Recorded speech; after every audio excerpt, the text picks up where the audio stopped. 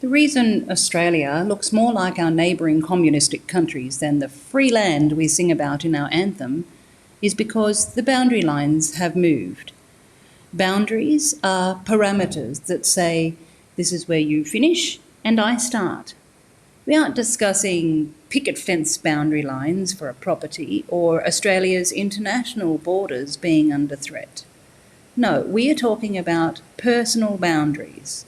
You and me. Do you ever feel like you can't drive without looking over your shoulder, or eat without wondering what chemicals are in the food, walk without being sprayed on, or even make money without giving most of it away to the powers that be?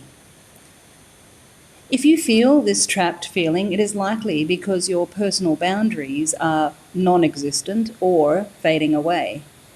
The government, corporations like the banks, social security companies such as Centrelink, the Australian Taxation Office, state police, and even now social media invades your personal private life.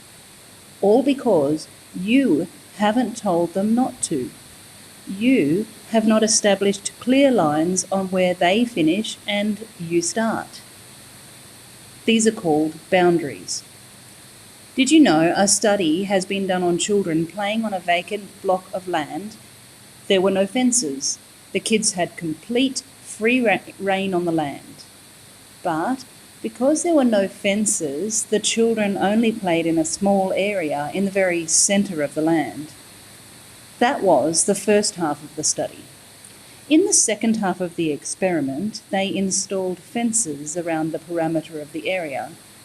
The kids were invited to play again, but this time the research observed that once they knew where the edges were and the kids knew their limits, they actually played all over the land right up to the fences.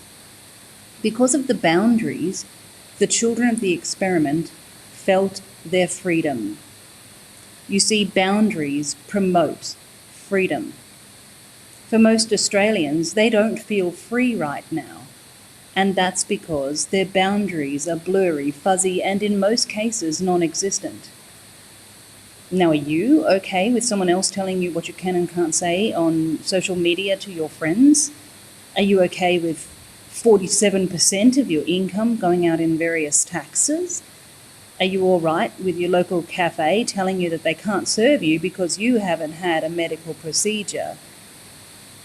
Are you really fine with putting your ID into a government server because they say it's safe and secure? The problem is, when you don't know where the line is that they aren't supposed to cross, then how on earth can you expect them to know how to respect your boundaries? Now, Australia says no to domestic violence. We know that loud and clear. But do we say no to crossing personal boundary lines? The Living Council is made up of a group of men and women who help people establish their personal boundaries by setting up trusts, exiting the ATO, and learning how to push back respectfully on the overreach. Have you reached out to us yet? If not, that's okay. We respect your boundaries.